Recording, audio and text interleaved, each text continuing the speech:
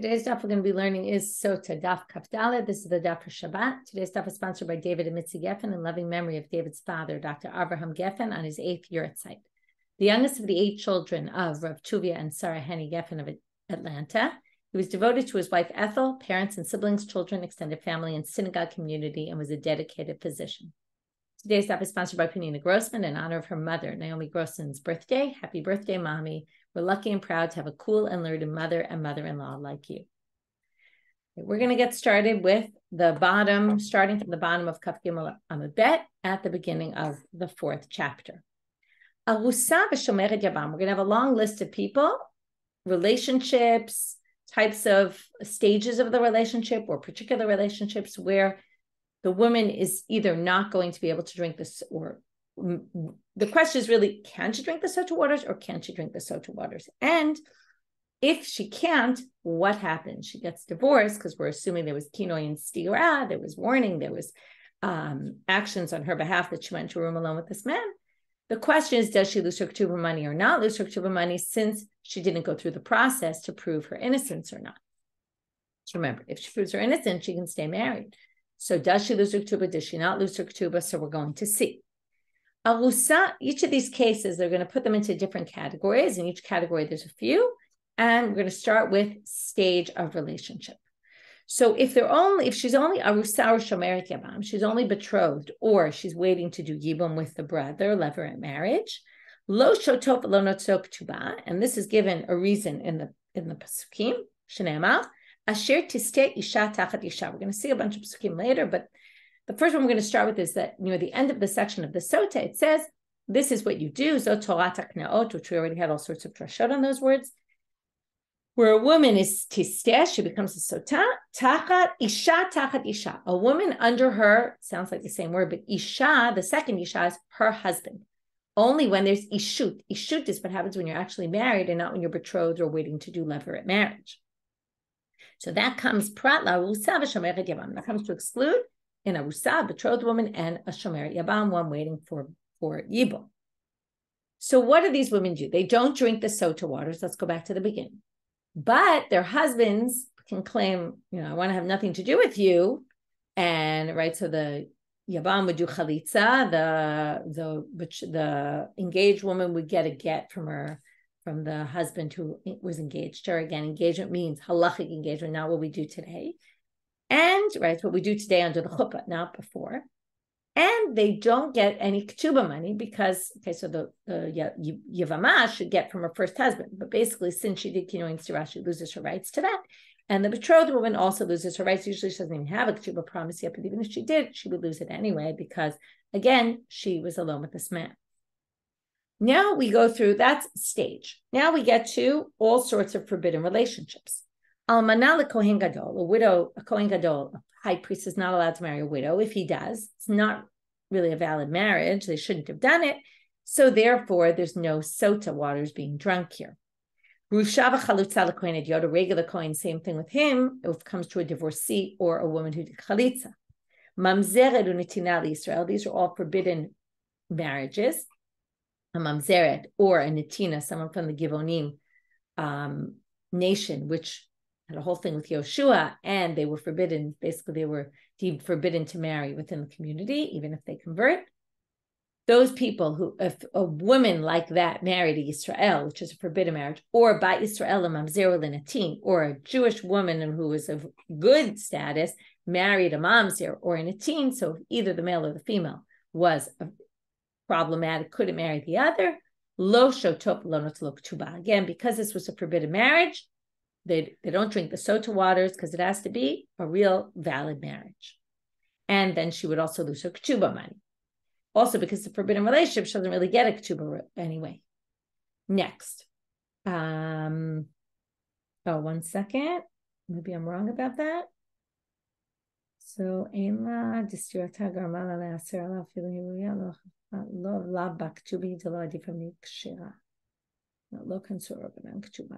okay, and I think she doesn't get a ketuba in general. Double check something, make sure I have that right.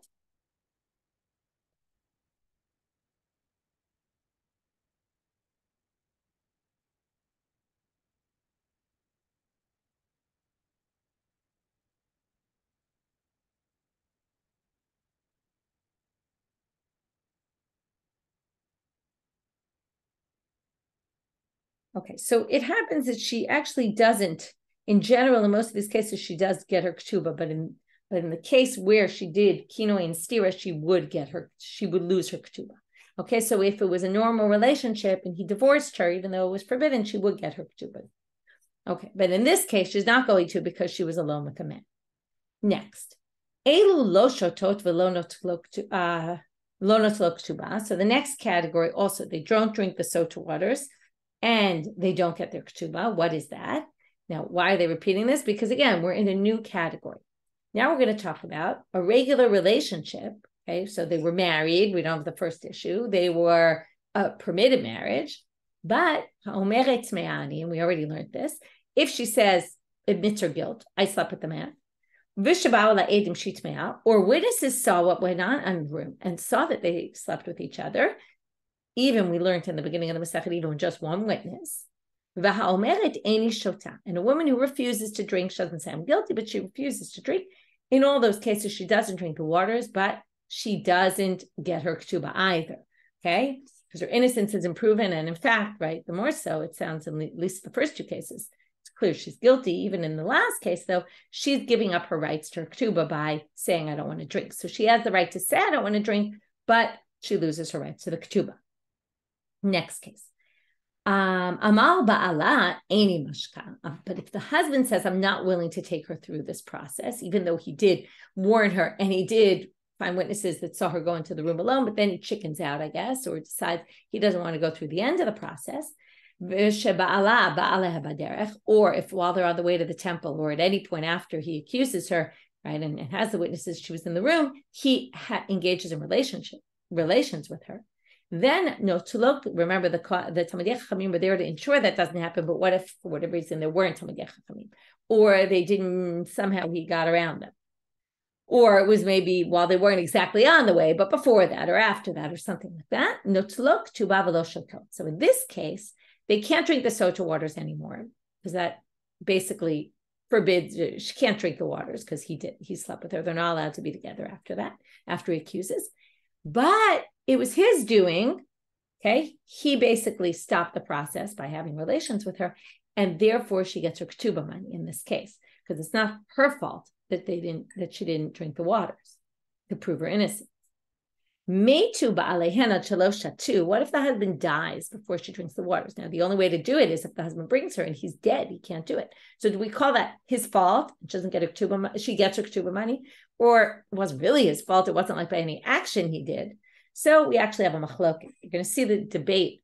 Also, there's an issue of possibly she has to prove that she's deserving of the money because the burden of proof lies on the one trying to take the money out. So maybe that's a consideration. We're going to see what the Gemara has to say about this machloket when we get to the Gemara later, not today. But Beit Shammai omrim notlok ketuba v'lo shotot, uBeit Hillel omrim o shotot o lo notlok ketubatan.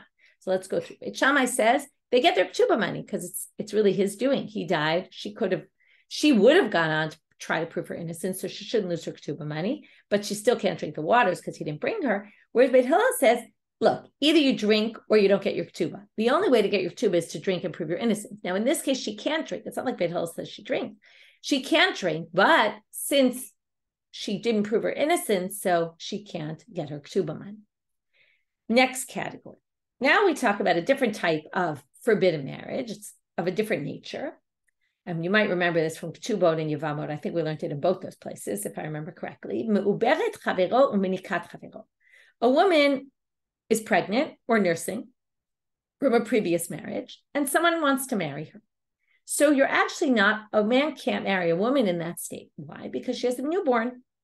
The newborn needs her to nurse. The concern is if she gets married, the husband will get her pregnant. If he gets her pregnant, it'll dry up her milk, and then the baby will be in danger, life danger. And we're concerned that the husband's not going to help her, get a nursemaid or something like that. And won't care about her child from a previous marriage. It's very interesting halacha, very kind of hard to comprehend. But because of that, they actually forbid her to marry someone during that time period. It's very strange. Hard to fathom, but the halacha says she can't because we're worried about the safety of the child.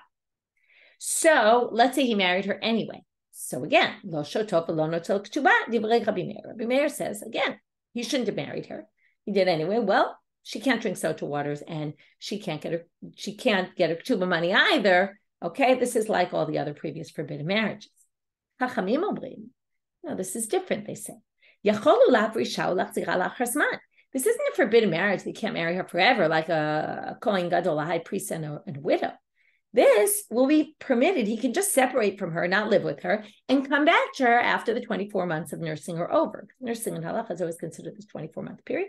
So since he can do that, basically, this isn't really the same type of forbidden marriage. It's not like there's some issue between the two of them. It's just right now they shouldn't be married. So therefore, if they are married then anyway and living together and he suspects her, he can actually bring her to drink the Sotah waters because it's really like a regular marriage. Next category, another kind of difficult halacha to swallow. If a man doesn't yet have children, he's technically not allowed to marry a woman who is an Ailonit, who can't have children. Okay, it's a certain type of woman who can't have children. Azkena, an elderly woman who's basically already menopausal, can't have children. And Ena Ru'uya Lelev, another type of, it's unclear what exactly would be in this category, but another type of woman who's not in the category of an Ailonit, that's someone who never really has signs of maturing, but another woman who has some other issue, why she can't have children. So because he's supposed to fulfill this mitzvah pruruvu, he's not supposed to marry a woman who can't bear children. So, according to Tanakama, lo notlok tuba v'lo shatot. It's again, just like all the other cases. If he's married to her, he can't, it's not a regular marriage because they're not supposed to be married. And therefore, again, no drinking Sotah waters and no getting her ketuba. If, right, he suspects her, then she's going to have to separate from him, right? They'll have to get divorced, but she loses her ketuba man. Rabbi Elazar will marry. What do you mean? In Judaism, you can marry more than one wife. Again, no longer because of Takanat Rabbeinu Gershon, but that's many generations later, around the year 1000. I don't remember the exact year, but around there, he makes this Takanah that you can't have more than one wife. But in those days, you theoretically could. Now, the rabbis generally did frown upon two wives, but we know from Yevamot, right, all the certainly theoretical scenarios of more than one wife. So he could marry her because he can always marry another wife. It's not like marrying this woman is going to prevent him from having another wife with which he can have children. So because of that, he can make her drink the Sotah waters and she could get her ketuba, presumably. Again, she wouldn't get it if she was suspicious, right? That's a whole other thing. If she doesn't drink the Sotah waters and she refuses, then obviously she won't get her ketuba. Ushar kol anashim. Here's kind of the summary of this section. Any other woman, right? If you haven't noticed, we're in a very long Mishna. All other women, o shotot, o lo notlo ketuba. Either you drink or you decide you don't want to drink, you leave marriage, but you don't get your ketuba.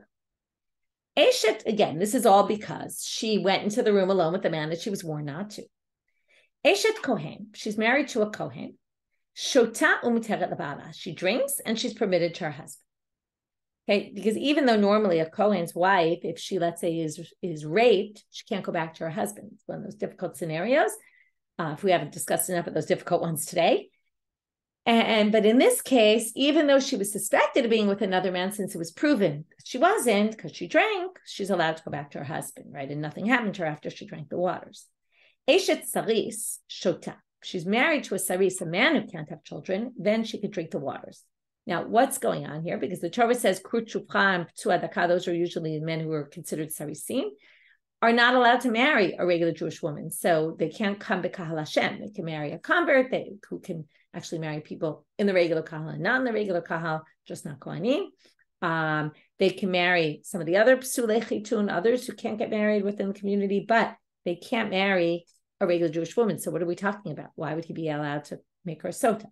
So some people say there's different types. We learned this already. There's different types of sarisim and castrated men. So there, maybe it's in a category of the ones that could marry, or maybe they're talking about if they married someone they could, like let's say a convert, and then we're talking about that he could bring her to be a Sotah. Unclear 100%.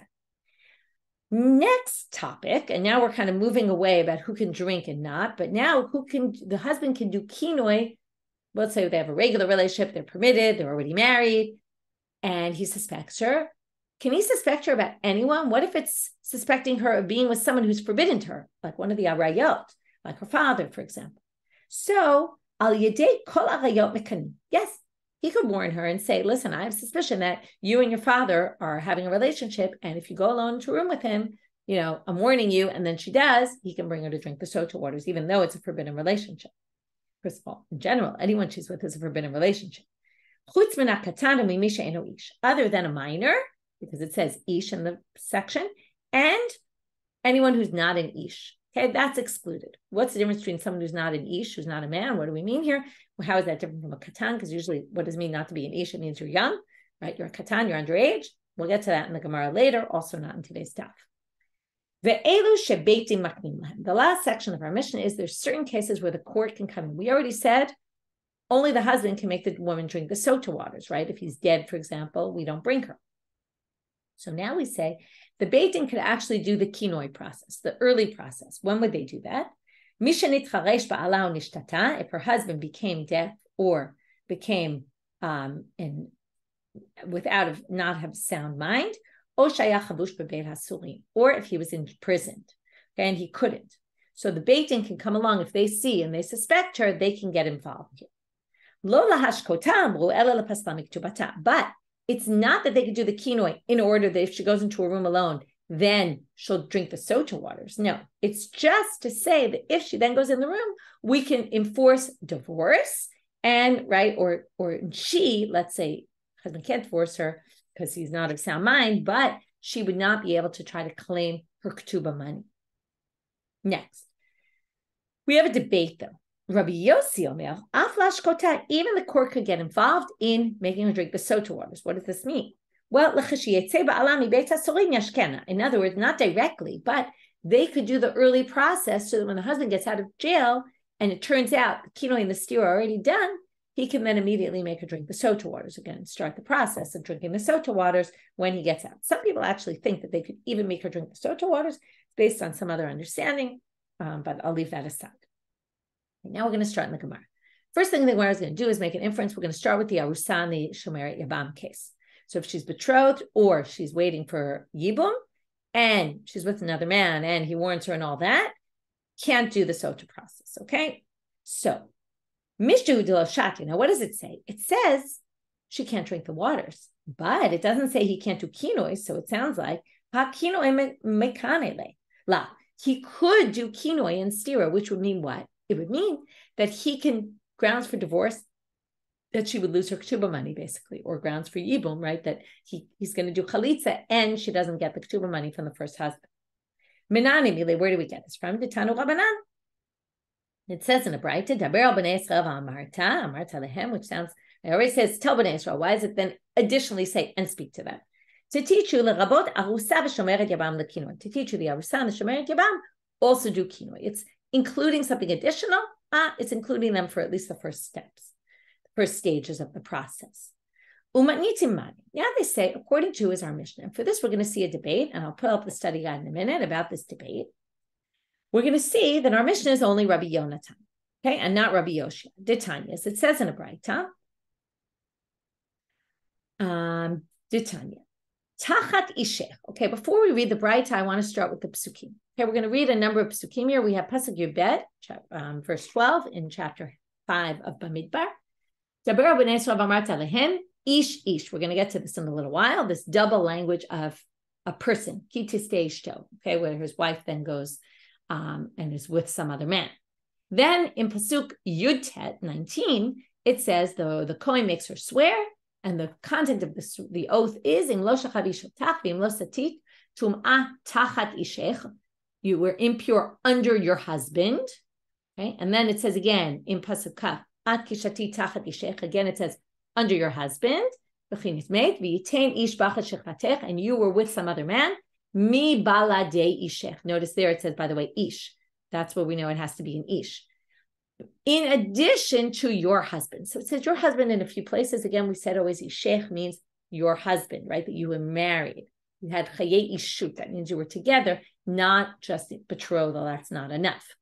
And then we have that pasuk again that we said before in 29, which is Zotah kneot asher tistei isha tachad isha, and that was the one quoted in the Mishnah that came to exclude someone who's betrothed.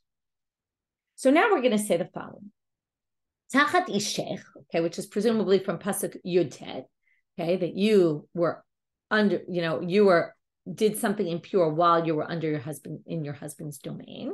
So now they're going to learn from there. Okay, I'm now in the chart, comes to exclude the arusa. This is going to be Rabbi Yoshiya's opinion. Betrothed woman. So she can't do the Sotah process. You might have thought also to exclude a shomer yabam, which we actually saw in our Mishna. Well, according to Rabbi Yoshiya, no. Talmud lomar ish ish. The ish, the second ish comes to include the shomer yabam. She can go through the Sotah process, okay? She can even drink the water. Divrei Rabbi Yoshiya. So we already see our Mishnah doesn't match Rabbi Yoshiya because our Mishnah says she's on the outs. And Rabbi Yoshiya says she's on the in. Rabbi Yonatan, the Braita continues and brings us the opinion that's going to match ours. Tachat ishech prat l'shomer yabam. The word ishech that you said was to exclude a betrothed woman. I think that excludes the shomer yabam. Otzi shomer yabam below otzi et harusa. In which case, maybe just the shomer yabam is excluded, and maybe a betrothed woman would be included. Talmud lomar asher tiske isha tachat isha.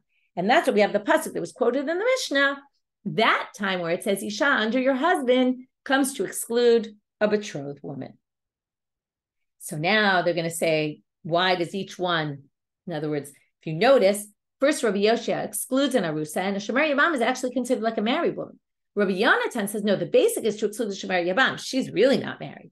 The arusa is closer to married. Well, we have another pasuk to exclude her as well. So maralim alei arusa. So Rabbi Yonatan thinks the arusa is a much stronger marriage, right? Or not marriage, a much stronger connection. And that's why is that? To kiddushe didei v'soklin al yado. Two reasons. Number one, she's already done kiddush and they've done some act to forge this bond between them. Whereas the shomer yabam, all that happened was her husband died and that connects them, but it's not like they're together yet. And you haven't done any action to do that. And soklin al yado. If she's with some other man, she gets stoned as if she's married, right? It's even more strict than when she's married, where it's only strangulation. So you see, the arusa is much more like a married woman, which is why the first exclusion is going to be the shomer yabam, and only after that we have an additional exclusion to say even the arusa doesn't go through the Sotah process, because you would have thought she would have, but no. And Mar, the other one, who actually says shomer yabam is more like a married woman, and the arusa is excluded, but the shomer yabam actually can go through the Sotah process. He says, you can do yibum even without a chuppah. In other words, what happens in yibum? So first of all, on the rabbinic level, they generally did ma'amar, which is like kiddushin, but you don't have to, and you don't need chuppah at all. Okay, he would just after the ma'amar, which is more like the erusin, like the engagement, he would just have relations with her, and that would consummate the yibum. It says in the Torah, yivama yavo aleha. He sleeps with her. And that basically forges the bond. So there is no chuppah, right? We have chuppah, that's nisuin. We do the Shabbat brachot. We have the chuppah on top. Some people say it's the yichud that you do at the wedding. Anyway, that's okay. So because of that, they're much closer. So it's true they haven't done an action, but they need less action to actually get married. So because of that, he thinks, right? That's Rabbi Yoshiya. He has a different approach. But Rabbi Yonatan, now we're going to ask. So now we have a problem because if you remember, ish, according to Rabbi Yoshiya, we can put the chart back up again. Ish includes the shomer yabam. So what's it including according to Rabbi Yonatan? Rabbi Yonatan, hi ish mayavid le, mibayle lerabot eshet cheresh ve'eshet shotah ve'eshet shiamum.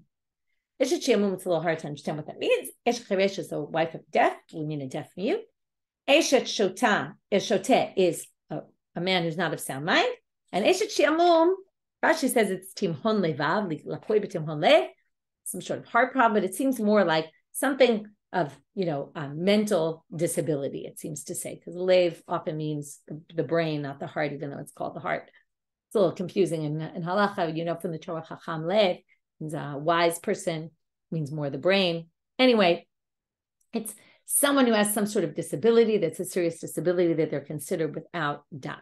Okay, so we're now on Amud Bet, and what we've done so far is we've dealt with what Rabbi Yonatan does with ish, since he doesn't include the shomer yabam, he must be including the wife of a cheresh, a shoteh, and a shiamum. And we said in that case, right, the beitin can come and get involved. Next, Rabbi Yoshiya, hai tachat isha ma'avid le. If Rabbi Yonatan, now we're doing this ping pong, Rabbi Yonatan said, asher to stay tachat isha, her husband, which came to exclude someone who doesn't have life with their husband. So what does he do with that? He uses it for some other halacha we're going to see on Daf Kaf Zayin, that we compare a man to a woman and a woman to a man. That's certain halachot that we know are true for a man, or true for a woman as well, and for a woman, it's true for a man. One of them is blind. We know that's the case. They can't do the Sotah. So also, if the other one is blind, you can't do it as well. In other words, whether it's, I forget which direction it goes, in the man, I think, is blind, you can't do it. So also the woman is blind, you can't do it.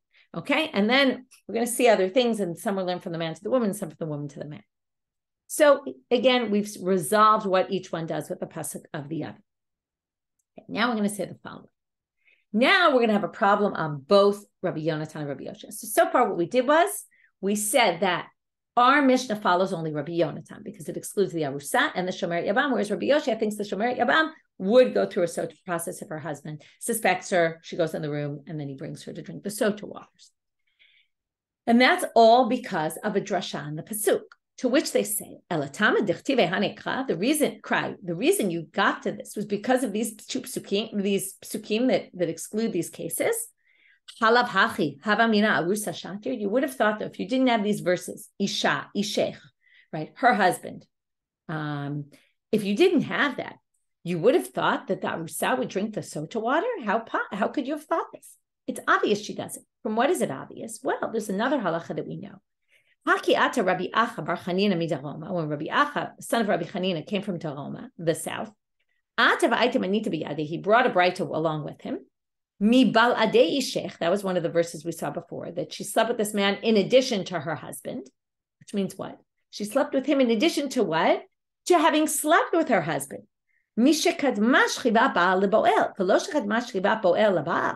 It would have to be that first she slept with her husband and then she was with some other man. But if she never ever slept with her husband and was suspected of being with this other man, there's no Sotah process here. Now, a woman who's betrothed generally is not permitted to sleep with her husband. She doesn't sleep with him. So therefore, it would be a case where we already exclude it from the words mivaladei sheikh. That it wouldn't be that he could bring a betrothed woman, because you wouldn't be able to bring her to court if you haven't yet slept with her. So we would know that from the other pasuk. You don't need a drasha from whichever pasuk you learned it from, right? Again, they each have their own pasuk, but from, right, tachat ishech for Rabbi Yoshiya and tachat isha for Rabbi Yonatan. So how can we explain this? To which the Gemara answers, Amar Rami bar Chama, he answers the question, it would be a case where the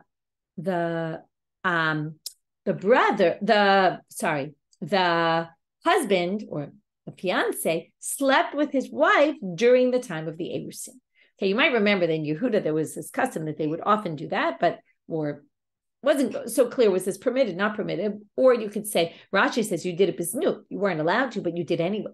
And then if you had a case like that, you would need a drasha to say, well, you can't do the Sotah because, right, in other words, it was, Mibaladei Sheikh wouldn't help you because he did actually sleep with her first. And they're betrothed, which, theoretically, she's already committed to him. So theoretically, you would think you could do the Sotah process. Comes the word tachani sheikh or tachani shah to say, no, you didn't have chayei ishut, halachik, right? You weren't permitted yet. That comes to exclude the arusa. Now, that all sounds good, but what's the problem? Well, you're going to have to say the same thing for the Shomer Yabam. So why do you need a pasuk with the Shomer Yabam? Because the kavateka be Shomer Yabam, kigon sheba'alei Yabam bebeit chamia. Let's say, what did I tell you before? If the Yabam has relations with her, they're immediately married, basically. Although we're going to see maybe yes, maybe no. But Yibum happens by having relations. What if he has relations with her? Now, generally, the marriage would happen if he sleeps with her for the purposes of Yibum. However, even if he sleeps with her without the intent to do Yibum, let's say decides to have relations with her, but doesn't have in mind, I'm doing this for the purposes of Yibum. So there's a machloket Rav and Shmuel about what exactly happens, but let's read inside. So if Ba'aleh Yabam bebeit chamia, we would say the following. In other words, right now we have to compare. If you're going to say the pasuk is coming to exclude arusa because it's specifically, right, it's excluding a case where he had relations with her first, because you can't learn it from Mibaladei Sheikh to exclude it. So you need a special drasha to exclude it. It must be where he did have relations with her already. So if it's the Yabam where he did have relations already,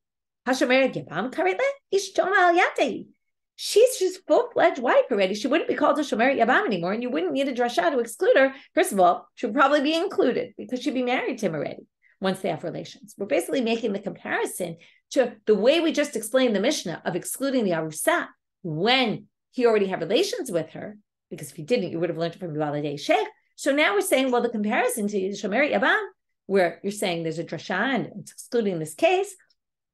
Well, why would you exclude this case? It's a Shomeret Yabam. She's not a Shomeret Yabam. She's his wife. How do we know this? Rav says, if you sleep with this wife, okay, there's a whole thing about Yivim Tov, Bein Bonus, Bein Baratzon, whether he does intentionally or not intentionally, even if he's not intending for the mitzvah. So she's his full-fledged wife, meaning if he's a Kohen, she can eat truma. If, right, he gets the inheritance of the brother, she doesn't need chalitza anymore, right? And if, let's say he wants a divorce, he just gives her a get. He doesn't have to do chalitza. All these things, she's his full-fledged wife. And she would therefore presumably drink the Sotah waters. Now, what does the Mishna say? She doesn't drink the Sotah waters. So what do they say? Oh, don't worry about that. Kishmuel. This is going to go like Shmuel. The Amal disagrees with Rav and says, Lo kana elel dvarim hamurim b'parasha. When we say Yabam who sleeps with the Shomeret Yabam against his, right, by accident or without the intent to marry her, well, he's fulfilled Yibum, okay, to the extent that she wouldn't need to do chalitza, okay, but and he would inherit the other brother, but she's not considered his full-fledged wife, particularly for Sotah, for truma, right, for other purposes, she wouldn't be his wife. So now that's the way we would understand our Mishnah.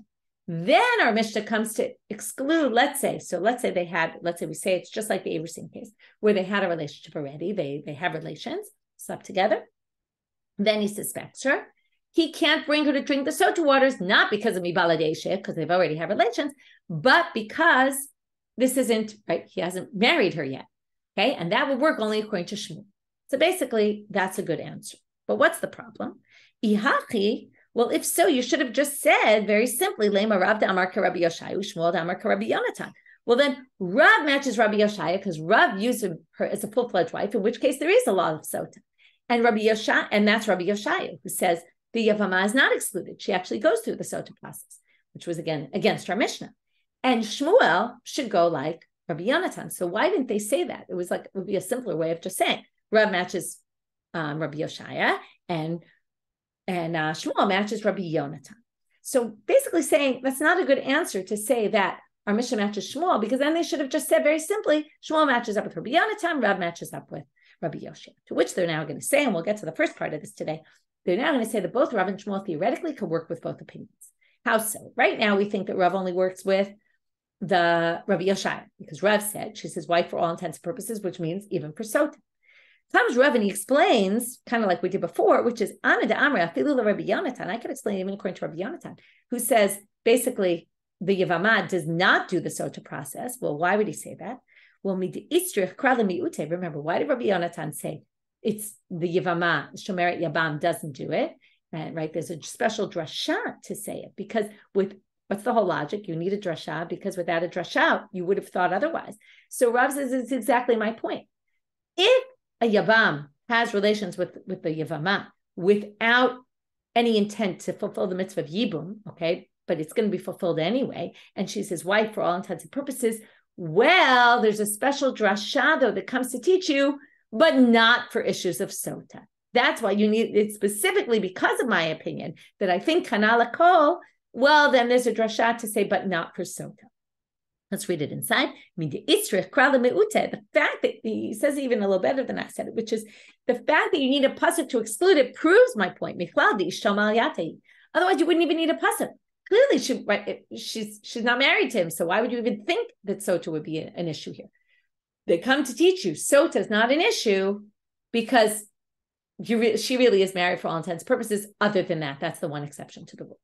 Okay, with that, we finish for today's daf, and we'll pick up from here and say what Shmuel says, why he says, and then this resolves the question that we had against the question, against the answer against the question about why you need a drasha for proving that the arusa is on the outs when you should have learned it from Yubaladei Sheikh. Okay, and that was the whole second part of today's stuff, which was basically we started with the Mishnah, started this 4th chapter with the Mishna about all the cases where she can't drink the waters and loses her ketuba, or maybe doesn't lose her ketuba. Some machlokot we saw. You can review in the chart. It's very easy and kind of lined up well. Then we said, well, even though she doesn't drink it, now we just dealt, when we got to the Gemara, with the first 2 cases of the Yavama and the Shomer Yabam. The first thing we did was to say he could do kinui, it's only the drinking she doesn't do. And then we said the Mishna is only Rabbi Yonatan, it's not Rabbi Yoshiya. And from there, we asked this basic question that we just reviewed again a minute ago, which was, why do you need a drasha? You should learn from Beladei Sheikh, both these women having yet have relations, to which we said, well, it would be only in a case where they have relations, then you would need these drasha. Okay, and then we tried to say, what's the reality that they have relations, and does that fit in? And in the end, we kind of fit it all in. With that, we will end today's daf, wishing everyone a Shabbat Shalom and a Shavua Tov.